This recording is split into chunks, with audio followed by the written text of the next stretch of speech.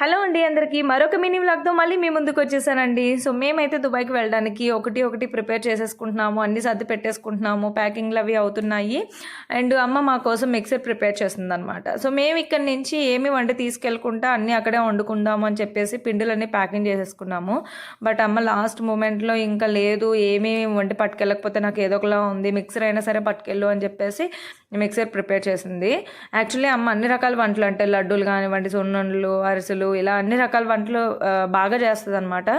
But నాకే ఎక్కువ burden ఇవ్వడం ఎందుకు, ఇంక ఏజ్ పెరిగే కొద్దీ ఇవన్నీ చాలా టఫ్ జాబ్ కదా. అంటే వండి పెట్టడం ఒకటే సరిపోదు, తోముకోవడం, ఇంట్లో పనులు, చేలో పనులు అన్నీ ఉంటాయి కదా, ఎందుకులే అన్నట్టుగా లైట్ తీసుకున్నాను. బట్ మా అమ్మ మాత్రం ఇంకా లేదు లేదు వండుతాను, పిల్లలైనా వెళ్ళిన వెంటనే తింటారు కదా అని చెప్పేసి మిక్సర్ ప్రిపేర్ చేసింది. టేస్ట్ అయితే అద్దరిపోయిందండి, చాలా బాగా వచ్చింది.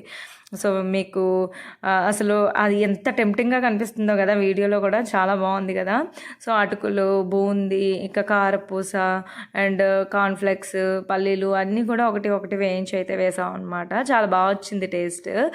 సో ఫైనల్లీ మంచిగా మిక్సర్ అయితే రెడీ అయిపోయిందండి. మరొక వ్లాగ్తో మళ్ళీ కలుద్దాం. Bye bye.